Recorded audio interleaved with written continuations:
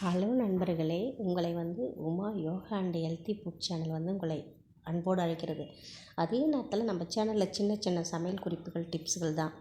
First போட்டுக்கிறது ஒரு பொங்கல் எப்படி வேணாலும் செய்யுங்க. செய்து முடிச்சுட்டு இறக்கி வச்சுட்டு தாளிக்கிறது பார்த்திங்கன்னா நல்லா கருவேப்பிலை, பச்சை கருவேப்பிலை அந்த வெந்த பொங்கலில் போட்டு தாளித்து கொட்டினீங்கன்னா சூப்பராக இருக்கும்.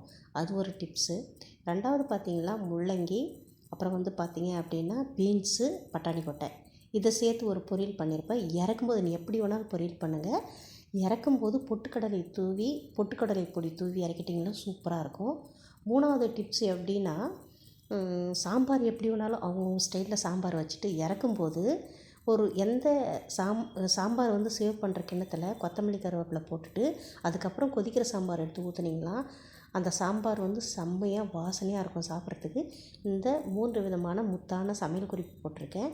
பிடிச்சிருந்தால் லைக் பண்ணுங்கள், நீங்கள் கமெண்ட் போடுங்க, ஃபீட்பேக் போடுங்க, சப்போர்ட் பண்ணுங்கள்.